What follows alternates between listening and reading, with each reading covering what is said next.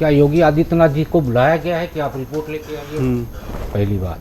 दूसरी बात, यदि मोदी जी और योगी जी बैठेंगे तो ये पहल कौन करेगा कि वहाँ विवाद क्या हो रहा है? क्या मोदी जी पूछेंगे योगी जी से कि वहाँ क्या चल रहा है, या योगी जी बताएंगे?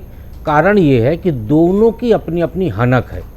ना मोदी जी ये पूछेंगे कि वहाँ क्या चल रहा है, क्योंकि उसमें सुलह करानी पड़ेगी और सुलह के लिए आपको न्यायाधीश की भूमिका में आना पड़ेगा।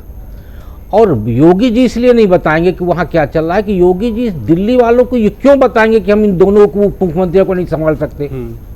तो दोनों के बीच में राजनीतिक बातें नहीं होगी, दोनों के बीच में सरकार के कामकाज को लेकर बातें होंगी। रही बात विवाद को लेके, तो इसी तरह का विवाद केशव प्रसाद मौर्य ने 2022 के चुनाव के पहले भी किया था। 2021 में भी इसी तरह का एक बड़ा टकराव तैयार हुआ था और जून 2021 में सरकारवाह दत्तात्रेय घोष बोले, सहसरकारवाह कृष्ण गोपाल जी ये केशव जी के घर गए थे। योगी जी को आग्रह किया गया था कि आप भी आइए, योगी जी आए थे और फिर केशव प्रसाद मौर्य जी ने मिठाई खिला के ये संदेश दिया था कि कड़वाहट खत्म हो गई है। और 22 के चुनाव में सब लोग मिल के लड़े।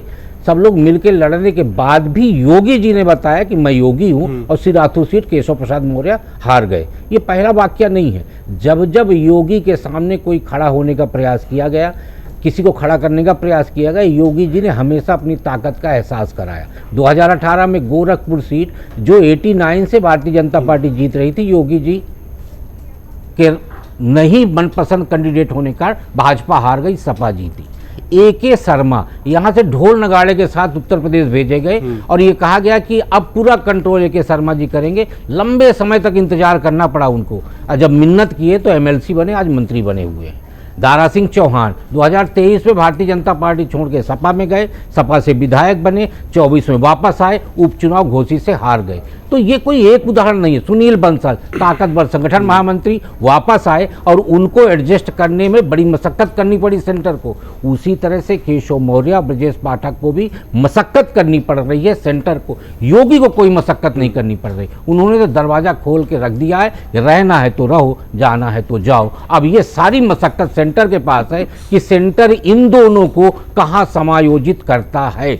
यदि वो दोनों स्टेट पे रहेंगे तो योगी के अधीन रहेंगे और यदि सेंटर में आते हैं तो ऐसी कौन सी पोजीशन दी जाए जिससे योगी भी नाराज ना हो और इनका भी सम्मान बचा रहे। अगर आप ये वीडियो YouTube पर देख रहे हैं तो हमारे चैनल को सब्सक्राइब करें और बेल आइकन को दबाना ना भूलें। अगर आप Facebook पर ये वीडियो देख रहे हैं तो हमारे पेज को लाइक करें।